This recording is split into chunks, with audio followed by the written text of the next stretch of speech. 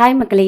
நாம இன்னைக்கு mini choco truffle cake தான் பார்க்க போகிறோம். ஸோ அதில் எப்படி வந்து செய்கிறது, எப்படி டிசைன் பண்ணுறது, அதுக்கு எது எது இம்பார்ட்டன்ட் எல்லாமே நான் இன்றைக்கி கிளியராக உங்களுக்கு சொல்லிக் கொடுக்க போகிறேன். அதனால் வீடியோவை ஸ்கிப் பண்ணாமல் எண்டு வரைக்கும் பாருங்கள். இது கண்டிப்பாக உங்களுக்கு யூஸ்ஃபுல்லாக இருக்கும். நீங்கள் பேக்கிங் ஃப்ரீயாக கற்றுக்கணும்னு நினைக்கிறீங்கன்னா அப்போ நம்ம சேனலை சப்ஸ்கிரைப் பண்ணிவிட்டு நம்ம வீடியோஸை ஃபாலோ பண்ணுங்கள். நீங்களும் கண்டிப்பாக ஒரு ஹோம் பேக்கர் ஆகலாம். இன்றைக்கி பென்டோ கேக் தான் நம்ம செய்ய போகிறோம். இது 1/4 கிலோக்கான ஒரு மெஷர்மெண்ட் தான் நான் இன்றைக்கி கொடுக்க போகிறேன். அதில் ட்ரிக்ஸ் அண்ட் டிப்ஸ் எல்லாமே ஷேர் பண்ணியிருக்கேன். அதனால் வீடியோவை ஸ்கிப் பண்ணாமல் எண்டு வரைக்கும் பாருங்கள். கண்டிப்பாக இது உங்களுக்கு யூஸ்ஃபுல்லாக இருக்கும். அது மட்டும் இல்லாமல் நான் இப்போ கேக்லாம் செய்ய ஆரம்பிச்சிட்டேன். ஆனால் திங்ஸ் எல்லாம் எங்கே கிடைக்கும் அப்படின்னு தெரியலையா, அதுக்கும் நீங்கள் கவலைப்பட வேண்டியதில்லை. எல்லா திங்ஸுமே நம்மக்கிட்டேயே இருக்குது. அதுவும் ஆன்லைனை விட ரொம்ப கம்மியான ப்ரைஸ்க்கு நம்ம வந்து கொடுத்துட்ருக்கோம். உங்களுக்கு வேணுன்றவங்க டிஸ்பிளே 3 நம்பருக்கு வாட்ஸ்அப் பண்ணி ஆர்டர் பண்ணிக்கோங்க. நம்ம தமிழ்நாடு மட்டும் இல்லைங்க, கர்நாடகா, ஆந்திரா, பாண்டிச்சேரியிலையும் நம்ம வந்து டெலிவரி பண்ணிகிட்ருக்கோம். வேணுன்றவங்க டிஸ்பிளே 3 நம்பருக்கு வாட்ஸ்அப் பண்ணி உங்கள் ஆர்டரை வந்து ப்ளேஸ் பண்ணிக்கோங்க. கேக் 1/4 கேஜியில் பென்டோ கேக் தான் நம்ம செய்ய போகிறோம். அதுலேயும் சாக்கோ ட்ரஃபிள்டு தான் நான் சொல்லிக் கொடுக்க போகிறேன். அதோட டிப்ஸு ட்ரிக்ஸ் எல்லாமே சொல்லிக் கொடுக்க போகிறேன். கொஞ்சமான குவான்டிட்டிலேருந்து கற்றுக்கிட்டீங்க அப்படின்னா உங்களுக்கு திங்ஸும் அவ்வளோவா வேஸ்ட் ஆகாது. அதே மாதிரி செஞ்சு பார்க்கவும் ஈஸியாக இருக்கும். அதனால தான் பார்த்திங்கன்னா 1/4 கேஜிலேருந்து நான் இப்போ ஸ்டார்ட் பண்ணுறேன். ஃபஸ்ட்டு ஒரு க்ளீனான பாத்திரத்தை எடுத்துக்கலாம். அதில் வந்து 3 டேபிள் ஸ்பூன் அளவுக்கு நான் வந்து மைதா வந்து ஆட் பண்ணிக்கிறேன். அது வந்து பார்த்திங்கன்னா 28 கிராம்ஸ்க்கு வந்து இருக்குது. நெக்ஸ்ட்டு கொக்கோ பவுடர் வந்து 1 டேபிள் ஸ்பூன் அளவுக்கு நான் எடுத்துக்கிறேன். இது வந்து 7 கிராம்ஸ் அளவுக்கு இருக்குது. 1/4 ஸ்பூன் அளவுக்கு நம்ம பேக்கிங் பவுடர் வந்து ஆட் பண்ணிக்கலாம். ஸோ இது வந்து பார்த்திங்கன்னா மெஷர்மெண்ட்டில் எந்த அளவும் காமிக்கலை. அதுக்கப்புறம் ஒரு பிஞ்ச் அளவுக்கு நம்ம வந்து பேக்கிங் சோடா வந்து ஆட் பண்ணிக்கலாம். ஸோ ஆட் பண்ணியாச்சு. இதான் வந்து நம்ம கேக்குக்கான ட்ரை இன்க்ரீடியன்ட்ஸ். இதை வந்து பார்த்திங்கன்னா நம்ம கேக்கில் அப்படியே கலக்கும் போது நமக்கு பபிள்ஸ் வந்து ஏர் பபிள்ஸ் வந்து ஃபார்ம் ஆகிறதுக்கு சான்ஸ் இருக்குது. அதனால் வந்து 2-3 டைம்ஸ் நல்லா வந்து ஜலிச்சு எடுத்துக்கோங்க. அப்போ தான் நம்ம மிக்ஸ் பண்ணும்போது உங்களுக்கு ஈஸியாக இருக்கும். அதனால் ஃபஸ்ட் எடுத்தோடனே இந்த ப்ராசஸை நம்ம எடுத்து வச்சிட்டோம் அப்படின்னா நெக்ஸ்ட்டு ப்ராசஸ் ஈஸியாக இருக்கும். உங்களுக்கு எதாவது டவுட்ஸ் இருக்குது அப்படின்னா கண்டிப்பாக கீழே வந்து கமெண்ட் பண்ணுங்கள். நான் முடிஞ்ச வரைக்கும் நான் ஆன்சர் பண்ண ட்ரை பண்ணுறேன்.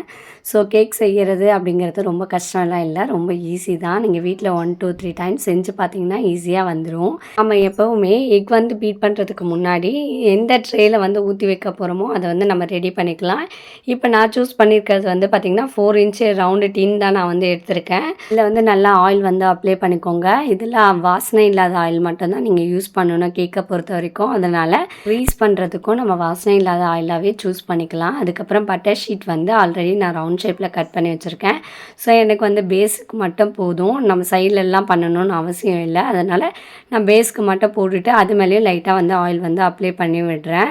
ஸோ இப்போ நம்மளோட ட்ரே வந்து ரெடி ஆகிடுச்சு. இதை வந்து ஓரமாக நம்ம எடுத்து வச்சிடலாம். இப்போ வந்து நம்ம கேக்குக்கு தேவையான பேட்டரை வந்து ரெடி பண்ணிக்கலாம். ஸோ இதுக்கு 1/4 கேஜி அப்படிங்கிறதுனால ஒரு முட்டை போதும். ஸோ ட்ரையான ஒரு பாத்திரத்தை எடுத்துக்கோங்க. அதில் வந்து பார்த்திங்கன்னா ஒரு முட்டையை உடச்சி விட்டுக்கலாம். இது வந்து பார்த்திங்கன்னா நார்மல் ரூம் டெம்பரேச்சரில் இருக்கணும். ஸோ ஃப்ரிட்ஜிலேருந்து எடுத்துருக்கீங்க அப்படின்னா நீங்கள் தண்ணியில் அது மாதிரி வச்சிங்க அப்படின்னா ஒரு 1/2 ஹவரில் உங்களுக்கு ஈஸியாக வந்து முட்டை வந்து ரூம் டெம்பரேச்சரில் ஆயிரும். இது கூட வந்து பார்த்திங்கன்னா ஒரு 1/4 ஸ்பூன் அளவுக்கு நான் இப்போ வெண்ணிலா எசன்ஸும் ஒரு பிஞ்ச் அளவுக்கு சால்ட் வந்து ஆட் பண்ணிக்கலாம். ஸோ அது கூடயே வந்து பார்த்திங்கன்னா 1/4 கப் அளவுக்கு நான் இப்போ வந்து அரைச்சி வச்ச சுகர் வந்து ஆட் பண்ணிக்கிறேன், ஒயிட் சுகர். ஸோ அது வந்து கிராம் மெஷர்மெண்ட்டில் வந்து பார்த்திங்கன்னா 39 கிராம்ஸ் அளவுக்கு வருது. ஸோ அது வந்து மொத்தமாகவும் நீங்கள் வந்து ஆட் பண்ணிக்கலாம். இல்லை நான் கொஞ்சம் கொஞ்சமாக ஆட் பண்ணிக்கிறேன்னாலும் 3 டைம்ஸ் நீங்கள் கொஞ்சம் கொஞ்சமாக ஆட் பண்ணிக்கலாம். இப்போ நம்ம பீட்டரை வச்சு நல்லா பீட் பண்ணிக்கலாம். ஸோ பீட்டரை வச்சு பீட் பண்ணும்போது சுகர் ஆட் பண்ணுற வரைக்கும் நீங்கள் வந்து பார்த்திங்கன்னா ரொம்ப மைல்டாக தான் அதாவது மிக்ஸ் பண்ணணும். அதனால ஸ்பீட் வந்து பார்த்திங்கன்னா 1 or 2லேயே வச்சு சுகர் வந்து நல்லா கரைஞ்சிருக்கணும். ஸோ இது கரையாமல் நீங்கள் அடுத்தடுத்த ஸ்டெப்புக்கு நல்லா ஸ்பீடாக வச்சு பண்ணிட்டீங்க அப்படின்னா நம்மளோட கேக் மேலே வந்து பார்த்திங்கன்னா ட்ரைனஸாக இல்லாமல் பிசு பிசுன்னு இருக்கிற மாதிரி இருக்கும். அதனால் இந்த ஸ்டெப்பு வந்து ரொம்பவே இம்பார்ட்டன்ட். அப்படி உங்களுக்கு கரைஞ்சிருக்கா என்னன்னு தெரியல அப்படின்னா தொட்டு பாருங்கள், நரன்னு ஏதாவது தெரியுதான்னுட்டு. இல்லை அப்படின்னா நமக்கு நல்லா கரைஞ்சிருக்கேன் அர்த்தம். அதுக்கப்புறம் நம்மளோட பீட்டரை வந்து ஹை ஸ்பீடில் வச்சு நல்லா பீட் பண்ணுங்கள் ஒரு 10 மினிட்ஸுக்கு. நல்லா நம்மளோட எக்கு வந்து பார்த்திங்கன்னா எல்லோயிஷ்லேருந்து நல்லா ஒயிட் கலரில் நல்லா க்ரீமி மாதிரி நல்லா உங்களுக்கு பஃபியாக கிடைக்கும். இதில் வந்து உங்களுக்கு ரிப்பன் கன்சிஸ்டன்சி வரணும். இப்போ பாருங்கள், இப்படி எடுத்ததுக்கப்புறம் தெரியுதுங்களா, ஜிக்ஸாக் இப்படி போயிட்டு வரும். அதுதான் ரிப்பன் கன்சிஸ்டன்சி அப்படின்னு சொல்லுவாங்க. ஸோ அந்த கன்சிஸ்டன்சி வந்ததுக்கப்புறம் 1 டேபிள் ஸ்பூன் அளவுக்கு ஆயில் வந்து ஆட் பண்ணிக்கலாம். ஸோ ஆட் பண்ணிவிட்டு நீங்கள் ஆயில் ஊற்றுனதுக்கப்புறம் ரொம்ப ஸ்பீட் வைக்கக்கூடாது, 1 ஸ்பீடில் சும்மா ஜஸ்ட் அது வந்து நல்லா வந்து மிக்ஸ் ஆகிருக்கணும், அவ்வளோதான். மிக்ஸ் பண்ணதுக்கப்புறமே நம்ம பீட்டரை வந்து ஆஃப் பண்ணி எடுத்துடலாம். இதில் நோட் பண்ண வேண்டிய ஒரு விஷயம் வந்து ஆயில் ஊற்றுனதுக்கப்புறம் ஓவர் பீட் நம்ம பண்ணக்கூடாது. அப்படி பண்ணீங்க அப்படின்னா நம்மளோட கேக் வந்து ரொம்பவே ஹார்ட் ஆகிடும். அதனால் அந்த தப்பை மட்டும் பண்ணிடாதீங்க. ஸோ ஆயிலை ஆட் பண்ணிவிட்டு லைட்டாக ஜஸ்ட் எல்லாத்துக்கூடயும் மிக்ஸ் ஆனால் மட்டும் போதும். அதுக்கப்புறம் நம்ம பீட்டரை ஆஃப் பண்ணிவிட்டு எடுத்து வச்சிடலாம். இல்லை உங்களுக்கு பீட்டரே வேணான்னா கூட நீங்கள் இந்த மாதிரி ஸ்பேட்ஸ்ல வச்சு கூட நீங்கள் ஆயிலை வந்து மிக்ஸ் பண்ணிக்கலாம்.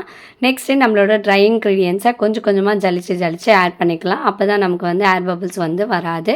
அதே மாதிரி நமக்கு ஈஸியாகவும் இருக்கும் ஆட் பண்ணுறதுக்கு. ஸோ இதில் கட் அண்ட் ஃபோல்டர் மெத்தடில் நீங்கள் கொஞ்சம் கொஞ்சமாக ஆட் பண்ணிக்கோங்க. அப்போ தான் ஈஸியாக இருக்கும். நாம் ட்ரை இன்க்ரீடியன்ஸ் வந்து ஆட் பண்ணும்போது நோட் பண்ண வேண்டியது வந்து பார்த்திங்கன்னா, எப்படி வேணாலும் ஆட் பண்ணலாம் அப்படி கிடையாது. நம்ம ப்ரௌனிக்கு வந்து பார்த்திங்கன்னா எப்படி ஆட் பண்ணாலும் ப்ரௌனி வந்து கரெக்டாக வந்துடும். ஆனால் கேக்கை பொறுத்த வரைக்கும் இதில் ரொம்பவே பொறுமை வேணும். ஏன்னா கண்ணா பின்னா நீங்கள் ஆட் பண்ணீங்க அப்படின்னா நம்மளோட எக்கோட அந்த டபுளாகி கிடச்சிருக்கிறது வந்து ரொம்ப அப்படியே சப்பையாக மாறிடும். அது உங்களுக்கு இப்போ தெரியலனாலும் நீங்கள் வந்து பேக் பண்ணி எடுக்கும் போது உங்களோட கேக் வந்து சப்பையாக ஹார்டாக கிடைக்கும். ஸோ அதனால் இதில் பொறுமையாக தான் நீங்கள் ஆட் பண்ண வேண்டியது இருக்கும். கொஞ்சம் பொறுமையாகவே உங்களுக்கு எவ்வளோக்கு தேவையோ அந்த மாதிரி கொஞ்சம் கொஞ்சமாகவே வந்து ட்ரை இன்க்ரீடியன்ஸ் ஆட் பண்ணிக்கோங்க. இப்போ வந்து 1 டேபிள் ஸ்பூன் அளவுக்கு நான் வந்து மில்க் வந்து ஆட் பண்ணிக்கிறேன். ஸோ அதையும் வந்து நல்லா வந்து மிக்ஸ் பண்ணி விட்டுக்கலாம். ஓவர் மிக்ஸ் பண்ணாமல் ஜென்டிலாக வந்து மிக்ஸ் பண்ணிக்கலாம். இந்த மிக்சிங் ரொம்பவே இம்பார்ட்டன்ட். இப்போ பார்த்தீங்கனாலே தெரியும் கேக்குக்கான பேட்டரு என்ன கன்சிஸ்டன்சியில் இருக்குது அப்படின்னு சொல்லிட்டு. ரொம்ப திக்காகவும் இல்லாமல் ரொம்ப தின்னாகவும் இல்லாமல் இப்படி எடுத்தோம் அப்படின்னா நல்லா ஊற்றுற மாதிரியான ஒரு கன்சிஸ்டன்சியில் இருக்கணும். இதுதான் கேக்கோட கரெக்டான பதம். அது மட்டும் இல்லாமல் கேக் வந்து நம்ம இப்போ நார்மலாக வந்து நல்லா ஹைட்டாக இருந்துச்சு. அது கூட வந்து ட்ரை இன்க்ரீடியன்ஸ் ஆட் பண்ணதும் இப்போ அளவு பாருங்கள், அதை விட கொஞ்சம் கம்மியாகிடுச்சு. அதுக்குன்னு ஓவர் கம்மியாகக்கூடாது, ஓரளவுக்கு கம்மியாக ஆகும் எப்போவுமே. ஸோ அது நீங்கள் பிகினர்ஸாக இருக்கிறதுனால நான் இவ்வளோ வந்து எக்ஸ்பிளைன் பண்ணுறேன். ஸோ இப்போ நம்ம ஆல்ரெடி டின் வந்து நம்ம ரெடி பண்ணி வச்சுருந்தோம். அதில் வந்து நம்ம பேட்டரை வந்து ஷிஃப்ட் பண்ணிக்கலாம். இப்போ நம்மளோட பேட்டரில் ஏர் பபிள்ஸ் ஏதாவது இருந்தால் அதை ரிலீஸ் பண்ணுறதுக்காக இந்த மாதிரி ஸ்டிக்கு அதாவது டூத் பிக்கு ஏதாவது வச்சு இந்த மாதிரி ஏர் பபிள்ஸை ரிலீஸ் பண்ணிவிட்டு இது மாதிரி ஒரு 2 டைம்ஸ் வந்து டேப் பண்ணிக்கோங்க. ஸோ இப்போ ஆல்ரெடி வந்து பார்த்திங்கன்னா 180 டிகிரி செல்சியஸில் நான் வந்து ஆல்ரெடி 10 மினிட்ஸ் ப்ரீ ஹீட் வந்து போட்டு வச்சுருந்தேன். இப்போ 180 டிகிரி செல்சியஸில் பேக்கிங் மோடில் வந்து அதாவது டாப் அண்ட் பாட்டம் ராட் வந்து ஆன் பண்ணிவிட்டு கீழே வந்து நான் 20 மினிட்ஸுக்கு வந்து பேக் பண்ணுறேன். ஃபஸ்ட்டு அதில் வந்து நான் செக் பண்ணி பார்க்கும்போது பார்த்திங்கன்னா ஒரு டூத் பிக்கை வச்சு தான் நம்ம செக் பண்ணுவோம். ஸோ அது மாதிரி செக் பண்ணும் போது எனக்கு அப்படியே வந்து உள்ளே மட்டும் வேகாத மாதிரி இருந்துச்சு. ஸோ அதனால் திரும்பி வந்து ஒரு 20 மினிட்ஸுக்கு வந்து வச்சுருந்தேன். டோட்டலாக வந்து பார்த்திங்கன்னா என்னோடய ஓடிஜியில் 40 மினிட்ஸ் ஆச்சு இது பேக் பண்ணுறதுக்கு. இப்போ நல்லா குத்தி பார்க்கும்போது உள்ளே நல்லா வெந்திருந்துச்சு. இப்போ நம்மளோட கேக் வந்து ரெடி ஆகிடுச்சு. இதை நல்லா ஆற வச்சுட்டு அதுக்கப்புறம் டீமோல்ட் பண்ணுங்கள். ஸோ அப்போ தான் பர்ஃபெக்டாக வரும். சைடில் வந்து நல்லா நைஃப் வச்சு இந்த மாதிரி எடுத்துகிட்டு கீழே வச்சு நல்லா ஒரு தட்டினீங்க அப்படின்னா நம்மளோட கேக் வந்து கரெக்டாக வந்துடும். இப்போ நம்ம அடியில் போட்ட பட்டர் ஷீட்டை மட்டும் ரிமூவ் பண்ணிடலாம். ஸோ இப்போ வந்து கேக் பார்த்தீங்க அப்படின்னாலே தெரியும் எவ்வளோ ஸ்பான்ச்சியாக சூப்பராக வந்திருக்கு அப்படின்னு சொல்லிட்டு. ரொம்பவே சூப்பராக வந்திருக்கு. இதை வந்து நம்ம 3 பீசஸாக வந்து கட் பண்ணுறதுக்கு முன்னாடி வேணும் அப்படின்னா நீங்கள் மேலே இருக்க லேயர் வந்து கட் பண்ணி எடுத்துக்கலாம். ஸோ இது வந்து சாக்லேட் அப்படிங்கிறதுனால பெருசாக வந்து எக்ஸ்மெல்லாம் எதுவும் வராது. வேணுன்றவங்க எடுத்துக்கலாம், வேணான்றவங்க அப்படியே கூட நீங்கள் யூஸ் பண்ணிக்கலாம். இப்போ நம்ம சாக்கோ ட்ரஃபிளுக்கு தேவையான கேக் ஸ்பாஞ்ச் வந்து ரெடி பண்ணியாச்சு. Chocolate sponge. ஸோ அதையும் 3 லேயர்ஸாக நான் கட் பண்ணி வச்சுட்டேன். நெக்ஸ்ட் அதை வந்து பார்த்திங்கன்னா ஐசிங் பண்ணுறதுக்கான சுகர் சிரப் வந்து ரெடி பண்ணிடலாம். அதுக்கு தேவையான பொருள் வந்து பார்த்திங்கன்னா 1 கப் அளவுக்கு தண்ணிக்கு 3 டேபிள் ஸ்பூன் அளவுக்கு ஐசிங் சுகர் வந்து நான் இப்போ ஆட் பண்ணியிருக்கேன். நல்லா வந்து மிக்ஸ் பண்ணி எடுத்து வச்சிடலாம். நெக்ஸ்ட்டு என்னோடய கஸ்டமர் வந்து சாக்கோ ட்ரஃபிள் கேக் மேலே வந்து க்ரீம் வர மாதிரியான கேட்டிருந்தாங்க. அதனால் கேக்குக்கான க்ரீம் வந்து ரெடி பண்ணிடலாம். அதுக்கு முன்னாடி உங்களுக்கு க்ரீம் வந்து எப்படி வாங்கணும், அதே மாதிரி கேக்குக்கு என்ன க்ரீம் யூஸ் பண்ணுவாங்க, அது எப்படி ஸ்டோர் பண்ணுறது, அது எப்படி மிக்ஸ் பண்ணுறது, அது எப்படி ரெடி பண்ணுறது அப்படின்னு சொல்லிட்டு உங்களுக்கு குழப்பமாக இருக்கா? அதுக்கான தனி வீடியோவே நான் வந்து அப்லோட் பண்ணியிருக்கேன். அதை இன்னும் நீங்கள் பார்க்கல அப்படின்னா டிஸ்கிரிப்ஷனில் லிங்க்கை கொடுக்குறேன். அது மட்டும் இல்லாமல் ஐகான்லேயும் நான் வந்து கார்ட்லேயும் வந்து ஆட் பண்ணியிருக்கேன். ஸோ அதனால் ப்ளீஸ் செக் அவுட். நாம் 1/4 கிலோவுக்கு தான் கேக் செய்கிறோம். அதுவும் வந்து மேலே மட்டும்தான் க்ரீம் வந்து அப்ளை பண்ண போகிறோம். அதனால் 1/4 கப்புக்கு மட்டும் நான் வந்து இப்போ க்ரீம் வந்து ரெடி பண்ணியிருக்கேன். இதை வந்து நான் ஃப்ரிட்ஜில் வந்து ஸ்டோர் பண்ணிக்கிறேன். நெக்ஸ்ட்டு இது சாக்கோ ட்ரஃபிள் அப்படி அப்படிங்கிறதுனால சாக்கோ ட்ரஃபிள்க்கான தேவையான சாக்லேட் வந்து பார்த்துடலாம். இப்போ நம்ம காம்பவுண்ட் வந்து நான் டார்க் காம்பவுண்ட் சூஸ் பண்ணியிருக்கேன். 100 கிராம்ஸ் அளவுக்கு எடுத்திருக்கேன்.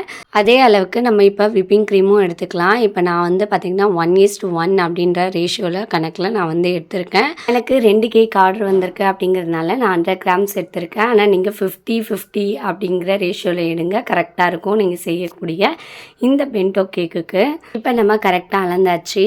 இதை வந்து நம்ம ஒரு 10 மினிட்ஸுக்கு ஓடிஜியில் வச்சு ஹீட் பண்ணிங்க அப்படின்னா நல்லா மெல்ட் ஆகி உங்களுக்கு கிடைக்கும். உங்களுக்கு அப்படி பண்ண தெரியல அப்படின்னா ஒரு பாத்திரத்தில் விப்பிங் க்ரீமை 50 கிராம் அளவுக்கு எடுத்து நல்லா ஹீட் பண்ணிவிட்டு அது கூட 50 கிராம் அளவான காம்பவுண்டை நீங்கள் ஆட் பண்ணி இந்த மாதிரி நல்லா ஒரு மிக்ஸ் பண்ணுங்கள். விப்பிங் க்ரீம் லைட்டாக பபிள்ஸ் வந்த மாதிரி இருந்துச்சுனாலே ஸ்டவ்வை ஆஃப் பண்ணிவிட்டு அது கூட காம்பவுண்ட் மிக்ஸ் பண்ணி நல்லா மிக்ஸ் பண்ணிக்கோங்க. கொஞ்சம் கூட கட்டிகள் இல்லாத அளவுக்கு நல்லா மிக்ஸ் பண்ணிக்கணும் அந்த ஹீட்னஸ் போகிறதுக்குள்ளே.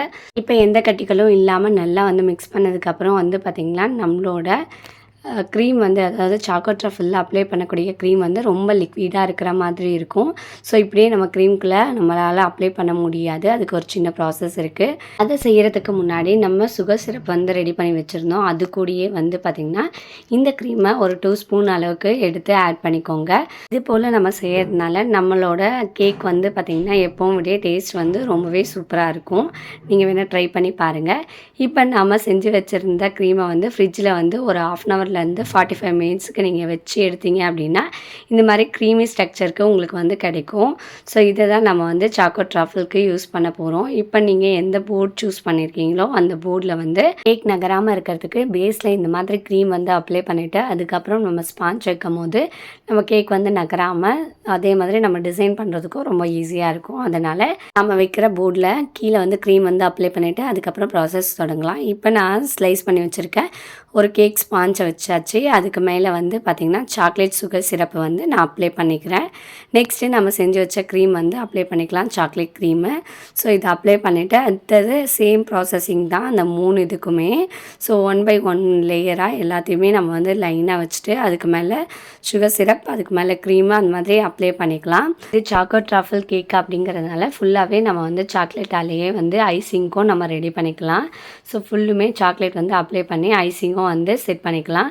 ஐசிங் வந்து குறைஞ்சது 1 ஹவராவது நீங்கள் செட் பண்ணணும். மேக்ஸிமம் நீங்கள் எவ்வளோ மணி நேரம்னாலும் வச்சுக்கலாம். அப்போ தான் நம்மளோட கேக் வந்து நல்லா செட் ஆகி கிடைக்கும். இப்போ இது வந்து பென்டோ கேக்கு. ஸோ அதுக்குன்னு ஒரு பாக்ஸ் இருக்குது. இது வந்து 1/4 கிலோ விற்கக்கூடியது. அது மட்டும் இல்லாமல் அந்த பாக்ஸில் வைக்கணுன்னா இந்த மாதிரி தான் நீங்கள் ப்ராசஸ் பண்ணுற மாதிரி இருக்கும். இதில் வந்து நீங்கள் க்ரீம் ஓவராக வந்து அப்ளை பண்ணிங்க அப்படின்னா அந்த பாக்ஸ்குள்ளே செட் ஆகாது. அதே மாதிரி க்ரீம்ஸ் வந்து எல்லா இடத்துலையும் ஒட்டிடும், உங்களுக்கு பர்ஃபெக்டாக வராது. அதனால் இதில் க்ரீம் யூஸ் பண்ணுறது ரொம்ப மைல்டாக தான் நம்ம யூஸ் பண்ணணும். இப்போ நீங்கள் வீட்டில் யூஸ் பண்ண போகிறீங்க அப்படின்னா ஒன்றும் பிரச்சனை இல்லை. இவ்வளோ வேணாலும் நீங்கள் க்ரீம்ஸ் வந்து அப்ளை பண்ணிவிட்டு அப்படியே நீங்கள் சாப்பிட்டுக்கலாம்.